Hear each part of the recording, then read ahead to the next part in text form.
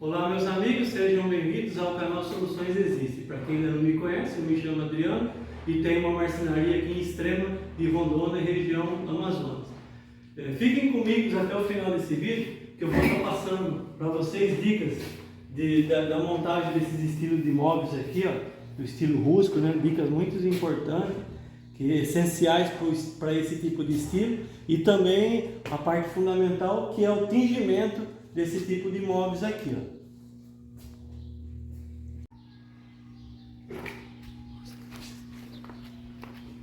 Então essa mesa aqui eu vou tingir, ó.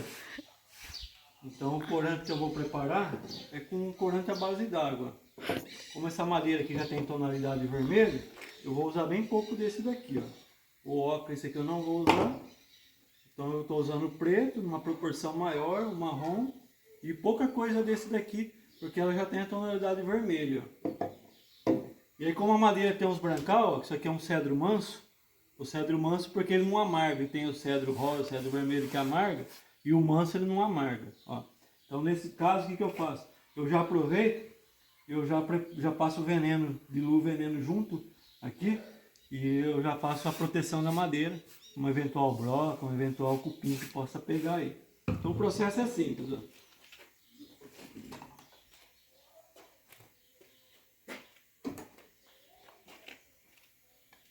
Dilui, né? Tudo mexido, você vem passando. Aqui é uma mesa rústica, mas depois a gente vai falar sobre isso daí.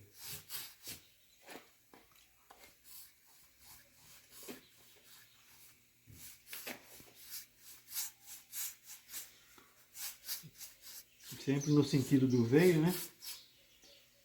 Que o efeito fica melhor.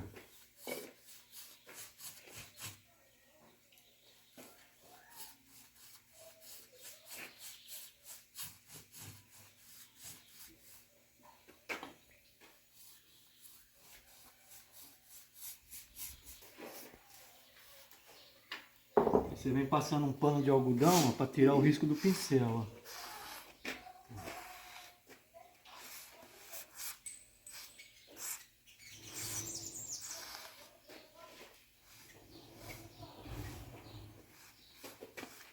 Você tem que estar disfarçando aqui para não ficar aquelas manchas que quando eu ando observando as pessoas usando verniz com tingidor, e o verniz aonde você espirra mais, ele fica manchado.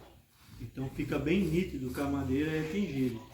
Nessa situação aqui, ó, vai ficar bem natural mesmo. É lógico que uma pessoa vai perceber que o móvel é tingido, mas o efeito é bem satisfatório.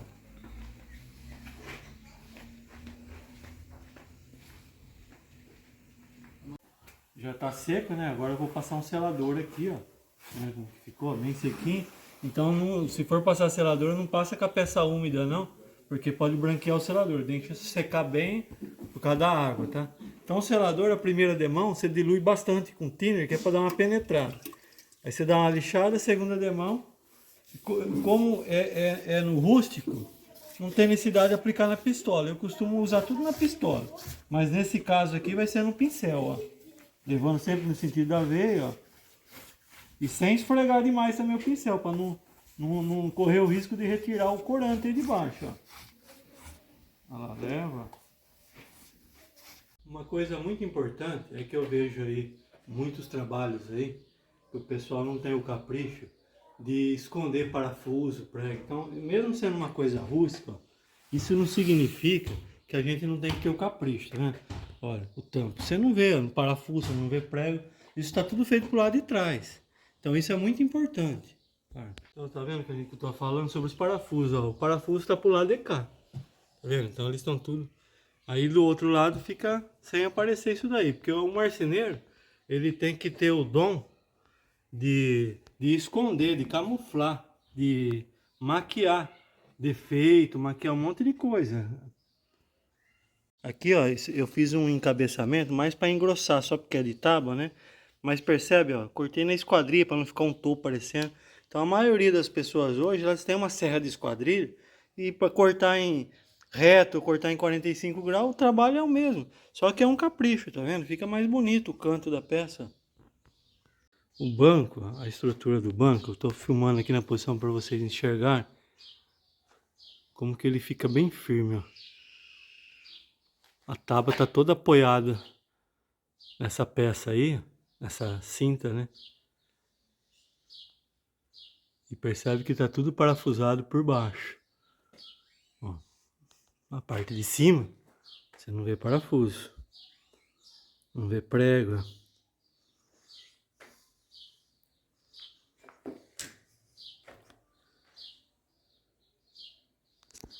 Então, tá vendo? Tá tudo parafusado, ó. Aí, essa peça aqui, por ela ser de 1 polegada e comprida, ela se torna flexível. Então, qual seria a solução aqui? Eu usei umas cantoneiras aqui de madeira, coloquei uma de um lado e uma do outro. Poderia ter colocado duas aqui, ó. Mas eu quis evitar gasto de parafuso, enfim. Essa daqui ia ter uma dificuldade de eu ter que parafusar de lado. Então, não é necessário, porque aqui ela já está travada essa peça, ó. Então, observe que esse assento, por ser fino, ele fica bem resistente por causa dessas travas aqui, ó. Então, essas peças aqui, ó, a tábua, tem pessoas que é acostumado a parafusar no meio. O parafuso no meio não segura a madeira, porque a madeira tem trabalho. Ela se movimenta, então você tem que colocar sempre nas pontas aqui, ó. Tá vendo? Essa é a maneira correta de travar a madeira. Ó, o pé também como tá travado, ó, parafusado, ó. Essa peça aqui não é que eu tive que fazer não, eu aproveitei o recorte daqui, tá vendo? Essa sobra aqui, ó, já tava na mão, eu já coloquei ali, ó, já travou a peça, ficou super resistente. Uma coisa também muito importante é que não é porque o móvel é rústico, você vai largar ele cheio de ferpo, de canto vivo. Isso é questão de capricho. Sempre tirar as rebarbas do canto. Hoje em dia a gente trabalha com essas máquinas aqui, ó, com essas tupias pequenas, que facilita muito, ó. Tá vendo? Você quebra todos os cantos do lugar que a pessoa vai botar a mão aí, evita de se machucar, de entrar um ferpo. Essa máquina aqui ela é antiga, eu comprei em 1997, da marca DeWalt. Hoje eu tenho uma maquita maior, que é para o serviço mais bruto. Mas todo marceneiro hoje tem uma máquina dessa, e não tem, você pode quebrar com a esmerilhadeira, o canto, ou com a lixadeira orbital. O que você não pode fazer é entregar para o cliente canto vivo, cheio de rebarba. Não interessa se vai aparecer ou não. O serviço está finalizado, né? A mesa rústica. Então, observe a parte rústica dela. Então aqui, ó, vocês observam que tem serra, marca de serra circular. Aqui, esse entalhe que eu fiz aqui, diamante, que o pessoal chama esse pé diamante, percebe que eu não lixei, eu deixei a marca do formão, para ficar rústico, tá? Ó, esses frisos aqui, ó, é de uma tábua, a madeira é serrada em serra-fita, então a serra, quando geralmente ela não está bem estiletada, bem travada, ela dá essas entradas. Então, isso aqui tudo é proposital para ficar o estilo rústico, porque hoje hoje que a gente vê o rústico de móveis de demolição, então são aquelas casas que eram feitas de tábua, pintada, marca de martelo, então se utiliza aquilo. Mas aqui na minha situação, essa madeira não é de demolição, é uma madeira nova, porém eu tenho que deixar nesse estilo rústico, né? Então, mas nem por isso o móvel não foi lixado. A diferença é que quando a gente vai lixar um móvel, a gente passa numa lixa 40, 60, 80, 100, 120, 150, 180 e começa a selar. Nessa situação não. Nessa situação eu passei na plana, eu passei tirando quase um milímetro para ficar a marca da serra ainda, ó. Então eu deixei ela tudo na mesma espessura, passando bem devagarzinho ela. E depois isso aqui foi lixado com uma lixa 100, para ficar liso, mas não tirar as imperfeições. Então ficou bem, ó, bem no estilo mesmo. Como é tábua, eu fiz um encabeçamento de enxerto aqui que eu mostrei para vocês, para ficar um aspecto, uma coisa mais bruta, né? E dar uma estética melhor no móvel. Essa mesa ela tem 2 metros por 90, que 90 é uma largura legal, porque uma mesa de 80 fica estreito quando você tem pessoas dos dois lados da mesa e serve alguma coisa no meio. Então a mesa de 90, ela para essa finalidade ela é ideal. E eu não costumo fazer a mesa maior do que 2 metros, por quê? Porque se você, dependendo do lugar que essa mesa for entrar, ela por ela ter 90, ela não vai passar numa porta, e aí você vai ter que trabalhar muitas vezes, se for um hall ou um corredor, você não consegue manobrar ela nesse comprimento, você tem que pôr ela de pé.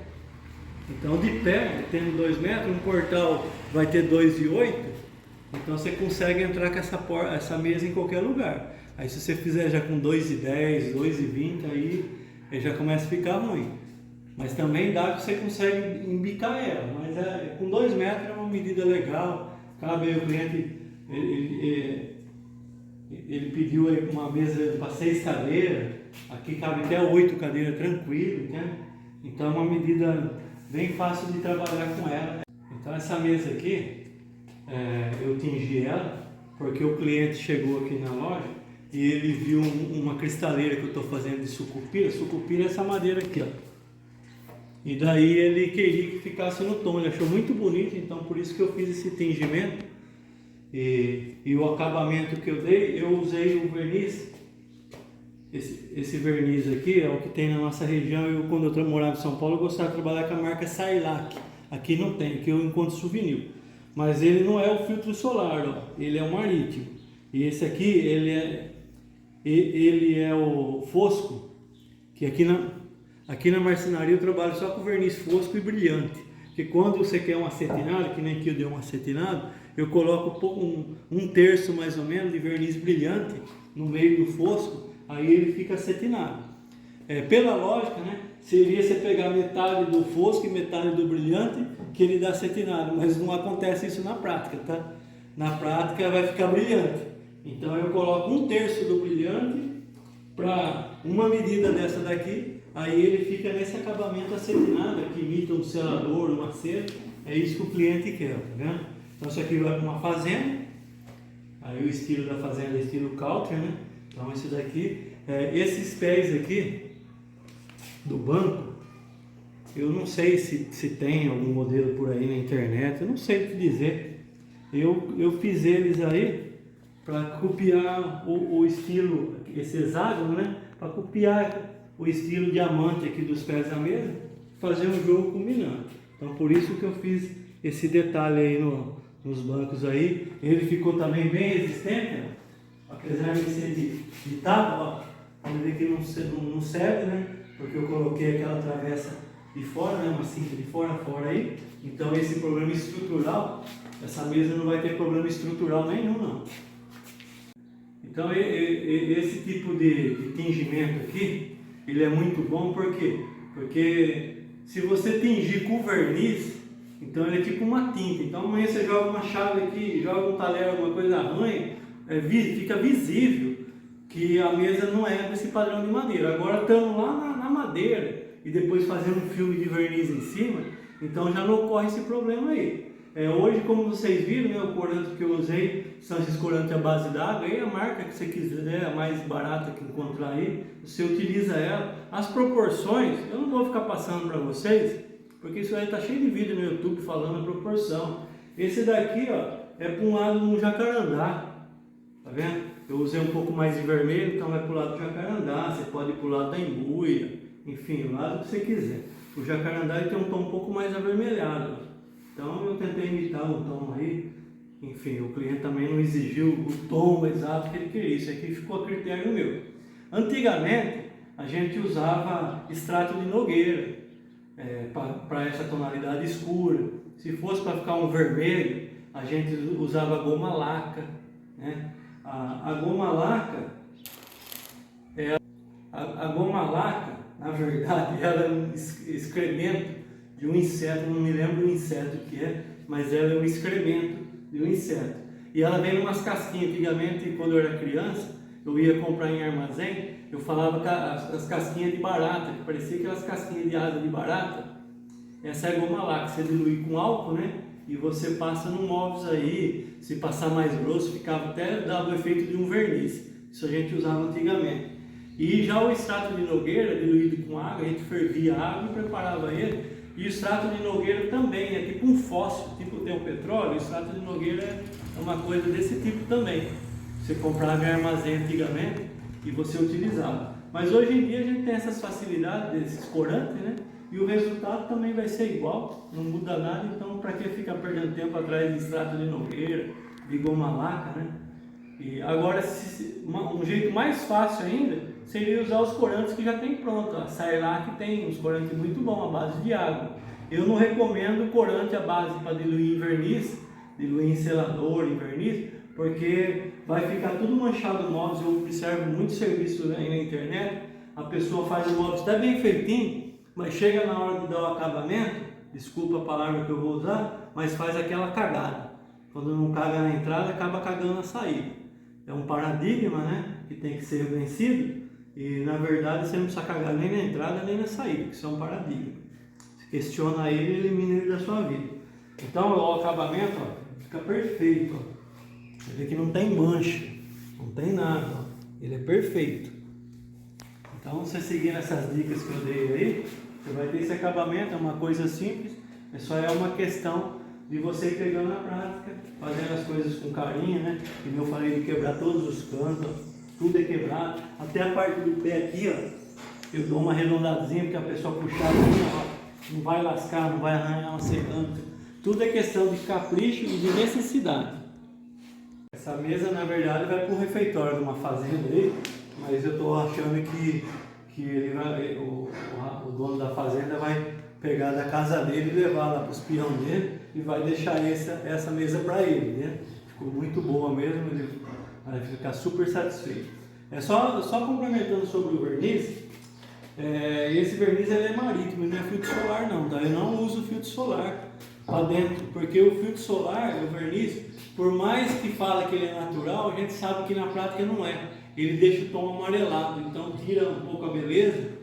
Então é muito importante você sempre olhar se você quer manter a beleza natural da madeira. Esse aqui é madeira protegida, ó, ele não tem o triplo solar, o triplo filtro lá. Então é uma coisa que você tem que sempre levar em conta.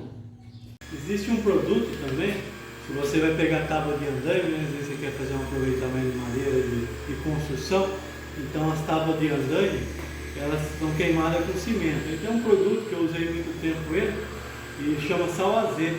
Na verdade é um ácido. Você usa uma luva de borracha, né, porque ele se pingar na pele faz um furo, você passa com uma esponja, deixa os minutos quietos, você vem com uma mangueira de água lá, a madeira vai ficar nova. E para falar a verdade, ela vai ficar mais nova do que uma madeira nova, porque esse ácido entra dentro do poro da madeira e vem saindo fazendo uma limpeza. Então a madeira fica com uma cor mais viva. Quando você passa um selador, passa uma cera, um óleo nela, ela fica show de bola.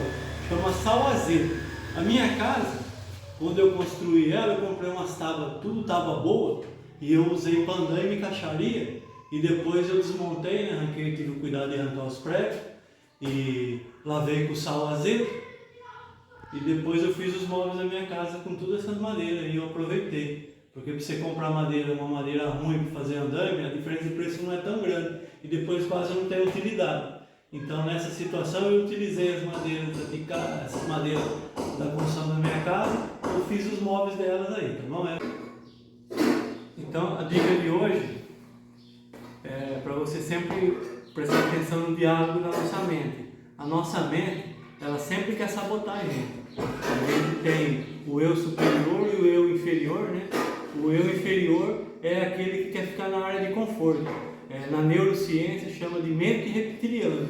E nas filosofias a gente fala em ego, é o ego. Né? Então às vezes você vai quebrar esse canto aqui, esconder um parafuso, você vai ajustar uma emenda. O nosso ego, né? O nosso eu inferior, a mente reptiliana, ela vai querer ficar na área de conforto, ela não quer gastar energia, então ela vai falar assim, não, besteira, o que tem a ver esse parafuso aí, o que tem a ver essa frestinha aí, não tem nada não, isso é rústico. Então a nossa mente, ela sempre vai querer sabotar a gente, mas você tem que se conectar com o eu superior, que é a divindade que existe dentro de cada um de nós. A divindade, ela quer a perfeição, porque no mundo de Deus não existe o imperfeito, tudo é perfeito. A imperfeição que existe, ela é o reflexo do mundo exterior. Então, quando você conseguir um grau de espiritualidade muito grande, você sempre vai querer fazer as coisas com perfeição. Não estou falando em perfeccionismo, isso daí na verdade chega a ser uma noia. Estou falando de perfeição, você fazer sempre o melhor que você pode fazer. Então eu não procuro ser o melhor marceneiro, eu não quero ser, e nem sou o melhor marceneiro, mas eu sou o melhor marceneiro que eu posso ser. É isso minha luta de cada dia, eu vou procurar ser o melhor que eu posso ser. Então, sempre esteja pronto para fazer um esforço a mais. Isso daí é uma coisa essencial, tá? Eu tenho vários vídeos no YouTube e muitos deles não estão tendo visualização, mas eles têm um conteúdo bom. Eu não fico fazendo vídeo para perder tempo e dar visualização no canal, isso para mim não interessa. Todos os vídeos que eu faço porque eu tenho certeza de eu estar dando uma contribuição maior para as pessoas. Então os vídeos, às vezes por causa do título, alguma coisa não chama atenção, não está dando visualização. Mas todos os vídeos que eu tenho no canal, eles são importantes, e aí você que quer crescer profissionalmente e espiritualmente, eu aconselho você maratonar os vídeos do meu canal e dar uma olhada nos conteúdos que eu tenho, que todos os conteúdos são importantes, às vezes com um título um pouco simples, mas o conteúdo do vídeo é muito bom. Então você que não é inscrito no canal, né, por favor se inscreva no canal, dê um joiazinho lá, um link, né, a meta do canal agora é atingir 1000 inscritos para poder monetizar ele. O canal estando monetizado, né, não é uma questão de você estar ganhando com isso, é lógico que o dinheiro é bem-vindo, né, ele pode vir de todos os lados que ele é bem-vindo, ele é uma ferramenta para ajudar a humanidade.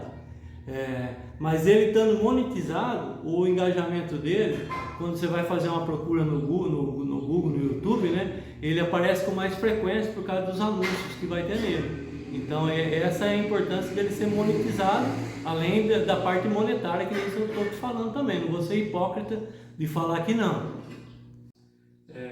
Então vamos chegar no fim desse vídeo. Tem muitos assuntos para se abordar. Toda semana eu estou, pelo menos num vídeo eu estou soltando. O intuito meu é soltar 2 vídeos por semana, mas por enquanto só posso fazer compromisso com 1 vídeo por semana.